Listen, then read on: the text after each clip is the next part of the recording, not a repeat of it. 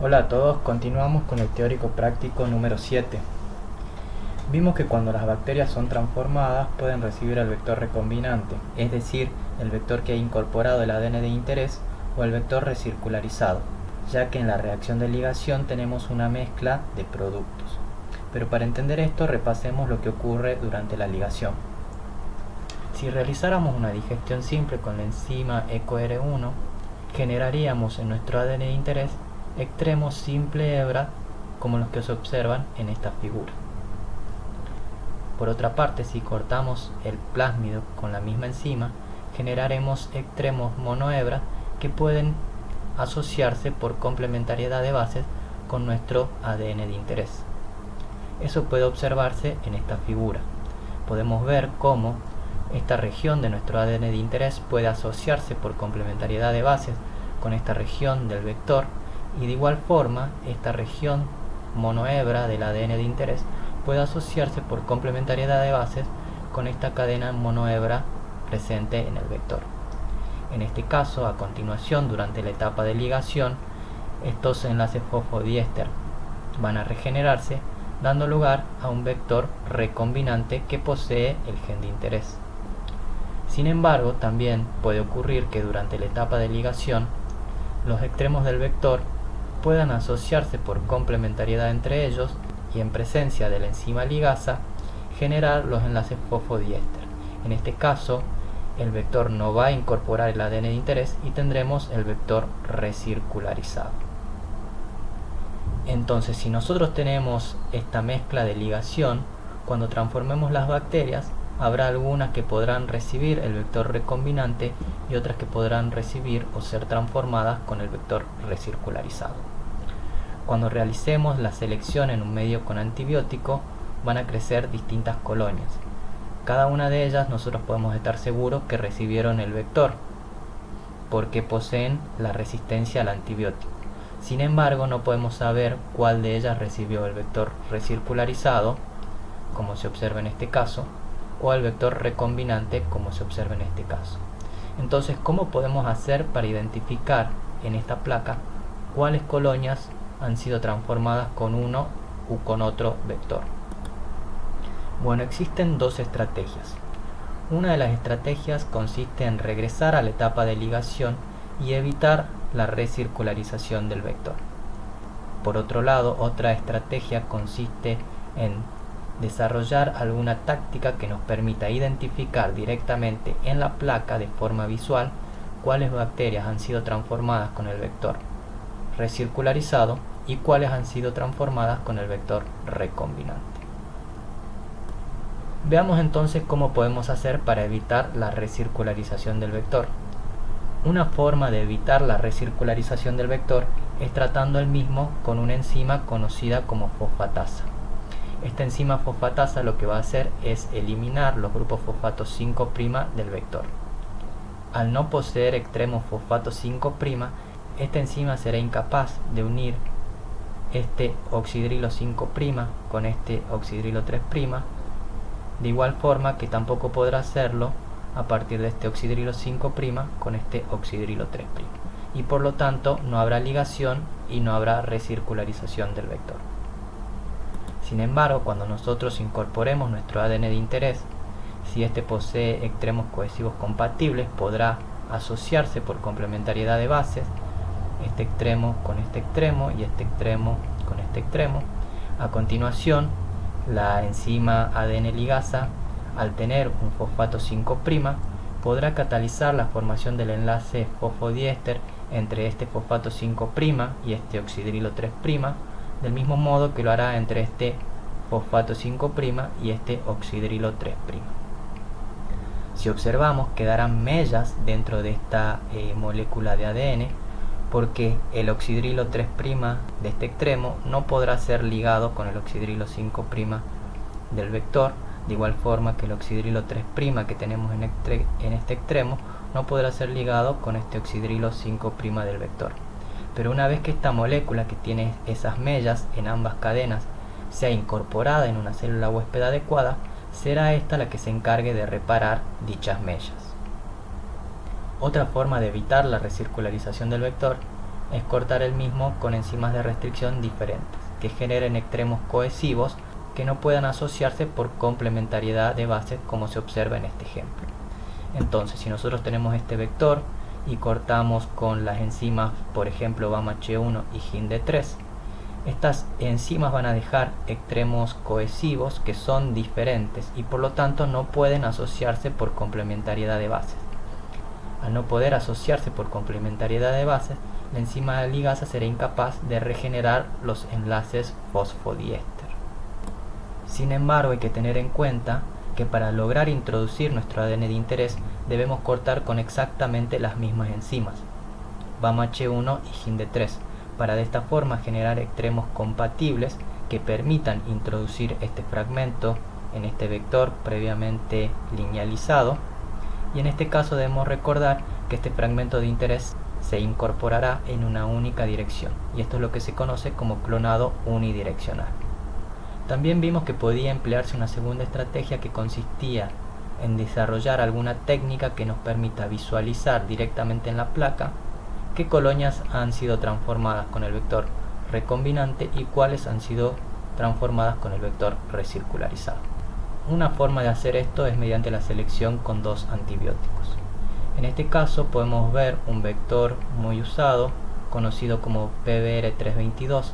Este vector posee genes de resistencia a dos antibióticos, a tetraciclina y a ampicilina.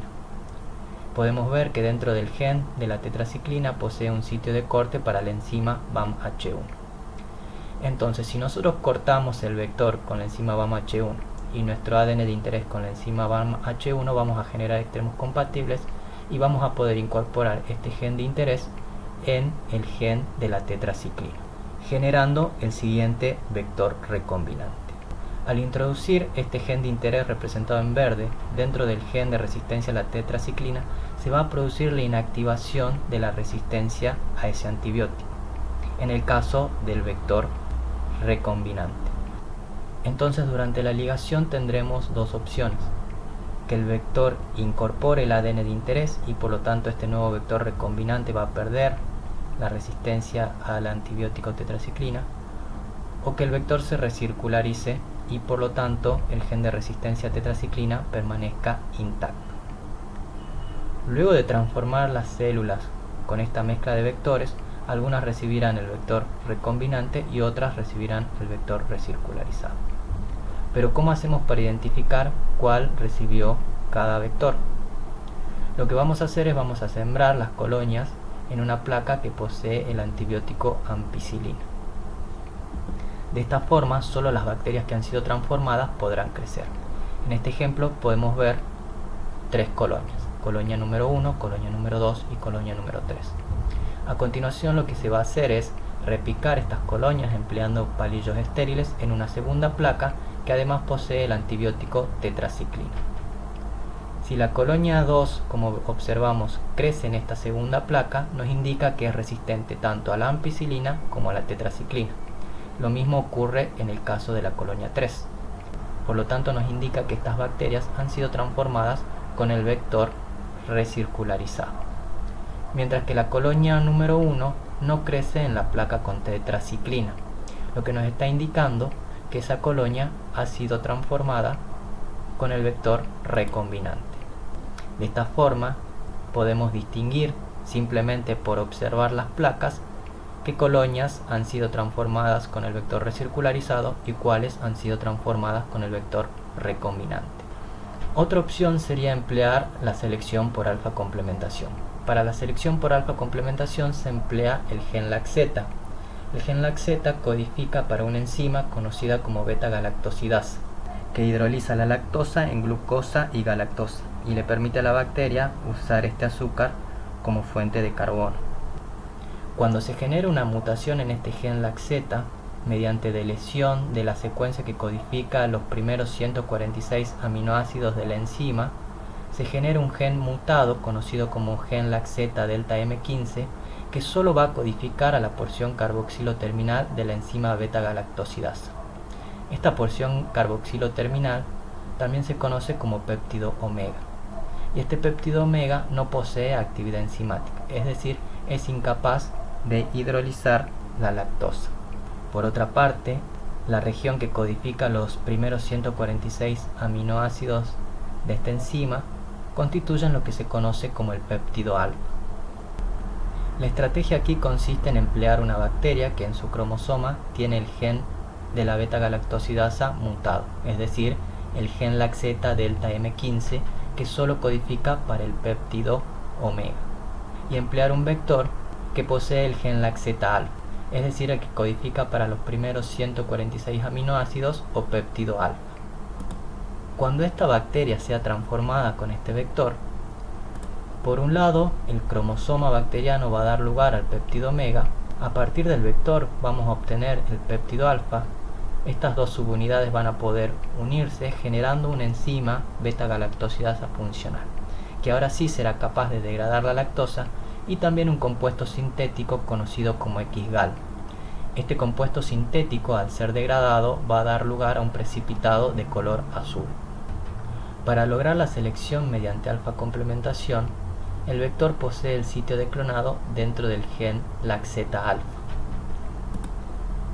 Entonces, si luego de la ligación el vector se recirculariza, como podemos ver en este ejemplo, el gen laxeta alfa estará intacto.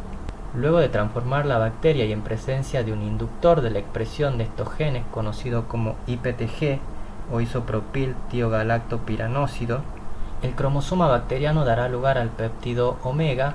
El vector, al encontrarse recircularizado y con el gen laxeta intacto, dará lugar al péptido alfa, y en presencia del compuesto X-gal obtendremos colonias de color azul. Si por el contrario el vector ha incorporado el ADN de interés, es decir, se trata de un vector recombinante, el gen laxeta alfa estará interrumpido y por lo tanto se va a producir la inactivación génica del mismo. Luego de realizar la transformación y en presencia del inductor IPTG, el cromosoma bacteriano dará lugar a la síntesis del péptido omega, pero el vector no podrá generar el péptido alfa. Este péptido omega no es funcional y por lo tanto es incapaz de degradar el compuesto X-gal y las colonias observadas serán de color blanco. Entonces, dependiendo con cuál de estos vectores haya sido transformada nuestra bacteria, ya sea con el vector recombinante o con el vector recircularizado, nosotros en la placa podremos observar colonias de color blanco o de color azul. Recordemos entonces que las colonias de color azul serán aquellas que han sido transformadas con el vector recircularizado, mientras que las colonias de color blanco serán aquellas que han sido transformadas con el vector recombinante. Es importante recordar entonces que para este tipo de selección por alfa complementación, la célula huésped, en este caso la bacteria Escherichia coli, deberá tener el gen laxeta delta M15, es decir, el gen mutado de la beta-galactosidasa que solo codifica para el péptido omega. Y por otro lado deben ser sensibles al antibiótico ampicilina. Solo se volverán resistentes en caso de ser transformadas con el vector plasmídico. Por otro lado, el vector plasmídico nos va a aportar el gen laxeta alfa, donde se insertará el ADN de interés, y también el gen de resistencia al antibiótico. En el medio de cultivo debemos recordar que debemos incorporar el compuesto IPTG, que es un inductor de la expresión de la beta-galactosidasa y que no es hidrolizable, es decir, que continuamente va a estar induciendo la expresión de estos genes. Debemos incorporar el compuesto X-gal, que es un sustrato cromogénico que va a generar un producto de color azul cuando es degradado por la beta-galactosidasa. Y por último, el antibiótico para la selección de las bacterias transformadas. Entonces, volviendo a nuestro esquema general, vimos que teníamos nuestro ADN que lo cortamos con enzimas de restricción generando distintos fragmentos. Estos fragmentos los ligamos en un vector de manera que cada uno de estos vectores incorporaba un fragmento diferente. Introducimos estos vectores en una célula huésped adecuada como podría ser Escherichia coli y finalmente seleccionamos aquellas bacterias que han incorporado el ADN de interés empleando una placa con antibiótico. Cada una de estas colonias contiene miles de copias de una única molécula de ADN de interés. De esta forma lo que hicimos es generar una biblioteca genómica o de ADN, es decir, obtuvimos un conjunto de clones que contienen fragmentos de ADN que representan el genoma completo de un organismo. Y de esta forma logramos el objetivo primordial de la tecnología del ADN recombinante, que era lograr aislar cada gen o secuencia de ADN para su posterior estudio. Esta tecnología permitió la secuenciación de múltiples genomas de diferentes organismos. Así, por ejemplo, se secuenció el genoma de Haemophilus influenzae en 1995 o de Escherichia coli en 1997. Incluso esta tecnología permitió la secuenciación del genoma humano en el 2001. Actualmente se continúan secuenciando múltiples genomas, sin embargo, la construcción de bibliotecas genómicas ya no es la estrategia para la secuenciación, debido a que las técnicas de secuenciación han avanzado muchísimo y actualmente se emplea la secuenciación de nueva generación, que no requiere el empleo de bibliotecas genómicas. Entonces vimos que de esta forma logramos aislar cada gen o secuencia para su posterior estudio. Pero ahora, ¿cómo hacemos para identificar cuál de estas colonias tiene el gen o la región de ADN que a nosotros nos interesa analizar? Lo que debemos hacer es un screening o detección del ADN de interés. A esto lo podemos hacer, por ejemplo, empleando un papel de nitrocelulosa. Ese papel de nitrocelulosa lo vamos a colocar sobre esta placa, de manera que parte de estas colonias son transferidas a este papel de nitrocelulosa. A continuación, este papel va a ser tratado para romper las células y exponer el ADN, el cual debe estar desnaturalizado, y vamos a emplear sondas. Recuerden que las sondas son moléculas de ADN simple cadena que están marcadas y que nos van a permitir identificar una molécula de ADN por hibridación. Entonces lo que vamos a hacer es vamos a incubar con la sonda, y si existe complementariedad de bases, esta sonda se va a unir y nos va a indicar entonces qué colonia tiene el ADN que a nosotros nos interesa analizar. Sin embargo, hay que tener en cuenta que para poder hacer esto debemos conocer la secuencia del gen, o al menos la secuencia de aminoácidos de la proteína, para poder diseñar las sondas. Como les dije anteriormente, el principal objetivo de esta tecnología era lograr aislar los genes para su posterior estudio, haciendo que las bacterias generen múltiples copias de un ADN particular. Sin embargo, rápidamente se vio el potencial de esta tecnología. ¿Sería posible entonces hacer que, además de generar múltiples copias de ADN, la bacteria lo exprese y lo traduzca a una proteína? Esto fue posible y dio lugar a la industria biotecnológica de las proteínas recombinantes. Así, por ejemplo, a partir de una célula animal fue posible extraer su ADN, identificar un gen dentro de este ADN que se quisiera expresar, ligarlo en un vector especial, introducirlo en una bacteria de manera que ésta lo transcriba y finalmente lo traduzca a aminoácidos. Entonces, si la manipulación del gen fue correcta, el gen será expresado y la proteína recombinante será sintetizada por la bacteria. En la práctica esto no es tan fácil como parece, se requieren de vectores especiales. Para que este gen pueda expresarse, debe estar rodeado de ciertas secuencias de nucleótidos que permiten primero su transcripción y luego su traducción. Para lograr la expresión son necesarias 3 secuencias importantes, además de las que ya vimos en los vectores de clonado, que son el origen de replicación bacteriano y el marcador de selección antibiótico. Estas 3 secuencias importantes son, por un lado, el promotor, que va a permitir la unión de la RNA polimerasa y por lo tanto va a dar lugar al inicio de la transcripción. Otra secuencia importante dentro de este vector es la señal de terminación de la transcripción, que marca el punto donde la transcripción se detiene. Además posee el sitio de unión al ribosoma o secuencia Shine-Dalgarno, que es una secuencia de nucleótidos corta que va a ser reconocida por el ribosoma durante la traducción del ARN mensajero. Y el codón de inicio se encuentra unos pocos nucleótidos corriente abajo de este sitio. Es importante remarcar que el sitio de clonado se encuentra corriente abajo del promotor bacteriano y el sitio de unión al ribosoma. De esta forma nos va a permitir incorporar el ADN de interés para ser posteriormente expresado. Sin embargo, si uno desea expresar una proteína de un organismo eucariota superior, como podría ser una proteína humana en una bacteria, tienen que tenerse en cuenta algunas consideraciones. Por un lado, los genes en Escherichia coli carecen de intrones y por lo tanto esta bacteria es incapaz de realizar el corte y empalme de los exones o splicing. Si nosotros deseáramos expresar un gen humano en Escherichia coli, tendríamos que tener en cuenta esta consideración, ya que un gen humano posee regiones codificantes o exones y también regiones no codificantes o intrones. Entonces, ¿cómo podríamos solucionar este problema? La forma de hacerlo es partiendo de un ARN mensajero en lugar de ADN. En el ARN mensajero, empleando una enzima que ustedes ya conocen, como es la transcriptasa reversa, podríamos obtener una copia de ADN-C de un gen humano, que carece por lo tanto de las regiones intrónicas.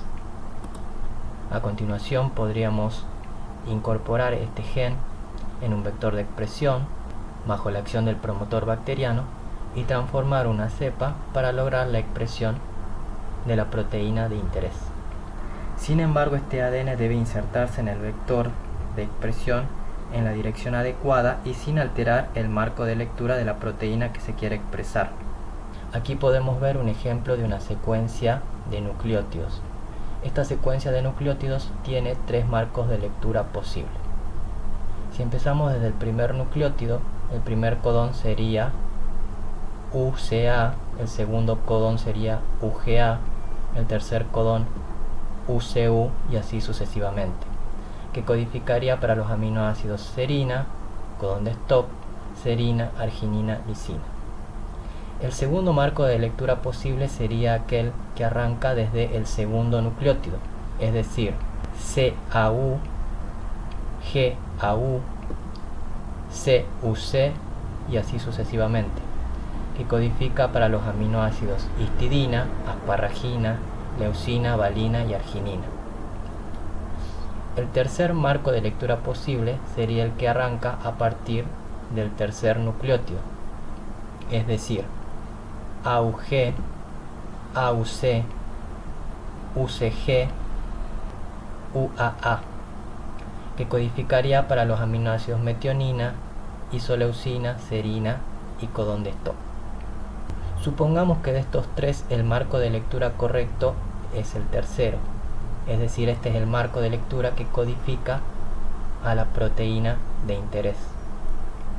Cuando nosotros insertemos esta secuencia en el vector de clonado, debemos hacerlo en fase con el codón de inicio de la traducción. Entonces, en la secuencia de nuestro vector vamos a tener nuestro codón de inicio de la traducción y la secuencia que nosotros vamos a incorporar y que estamos deseando expresar debe incorporarse en fase con este codón de inicio. De manera que nosotros deberemos emplear las herramientas necesarias, como por ejemplo enzimas de restricción y ligasas, que nos permitan incorporar este ADN en fase con este codón de inicio. Es decir, a continuación de este codón de inicio, nosotros debemos lograr introducir la secuencia AUG, AUC, UCG, para que de esta forma, cuando la bacteria transcriba y traduzca este gen, dé lugar a la proteína de interés y no otra proteína debido a una alteración del marco de lectura. Un sistema de expresión muy empleado es el que emplea la cepa de Escherichia coli BL21-DE3. En este sistema se emplea un vector de expresión que posee el promotor del fago T7, que es un promotor fuerte y que es reconocido por la RNA polimerasa del fago T7, que es mucho más activa que la RNA polimerasa de Escherichia coli. De esta forma, si nosotros insertamos el gen de interés corriente abajo del promotor T7, podremos lograr altos niveles de expresión de la proteína de interés. Sin embargo, es necesario que la bacteria exprese la RNA polimerasa del fago T7, y para ello se emplea una cepa especial de Escherichia coli, que es la cepa BL21-DE3. Esta cepa contiene el gen de la RNA polimerasa de T7 en su cromosoma bajo la acción de un promotor bacteriano inducible por IPTG. De esta forma se puede regular en qué momento nosotros queremos que la bacteria exprese la proteína de interés. Muchas veces ocurre que las proteínas expresadas en la bacteria pueden ser tóxicas para la célula y por lo tanto es necesario inducir su expresión en un determinado momento. Lo que se busca normalmente es permitir que en un primer momento la bacteria crezca y que no exprese la proteína, y luego, una vez que han llegado a la fase exponencial de crecimiento, mediante la inducción con IPTG, dar lugar a la síntesis de la RNA polimerasa de T7, que va a permitir lograr elevados niveles de expresión de la proteína de interés. De esta forma se han generado muchas proteínas recombinantes para uso terapéutico en Escherichia coli. Por ejemplo, podemos mencionar la insulina humana, la cual fue aprobada en 1982, o también la hormona de crecimiento humano, la cual fue aprobada en 1987. Actualmente muchas proteínas recombinantes se están generando en sistemas eucariotas, empleando como huésped organismos eucariotas, ya que muchas veces E. coli no es capaz de procesar correctamente la proteína o generar las modificaciones posttraduccionales como la glicosilación.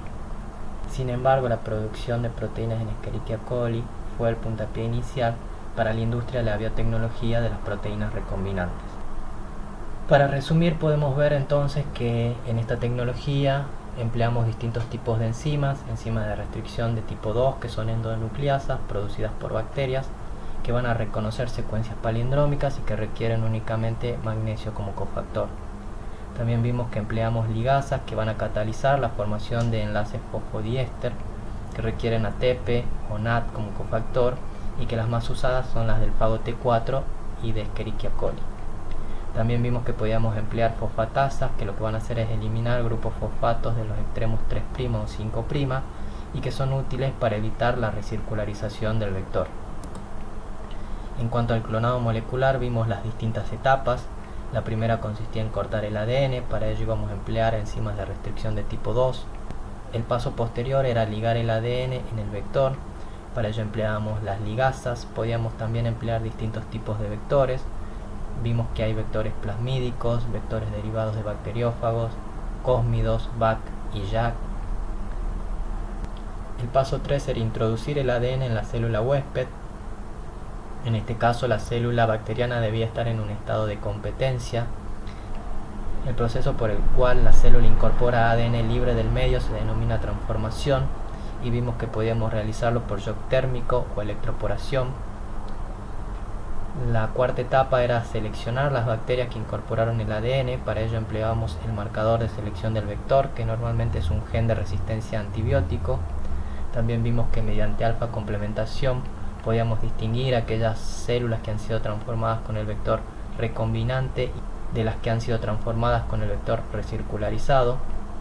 Y finalmente el paso 5, que consistía en la detección del ADN de interés mediante sondas específicas. En cuanto a la expresión de proteínas recombinantes en procariotas, vimos que es necesario emplear vectores de expresión, que además de los elementos presentes en el vector de clonado, poseen otros elementos como un promotor fuerte que va a permitir la expresión de esa proteína, un sitio de unión al ribosoma y señales de terminación. En el caso de la secuencia a expresar, esta debía estar sin intrones y debíamos incorporarla en el vector en el marco de lectura correcto. Y en cuanto a las limitaciones, la bacteria muchas veces es incapaz de realizar las modificaciones posttraduccionales como la glicosilación o realizar el correcto plegado de la proteína. Esto es todo por ahora. En el próximo video veremos cómo se realiza un experimento de clonado en el laboratorio.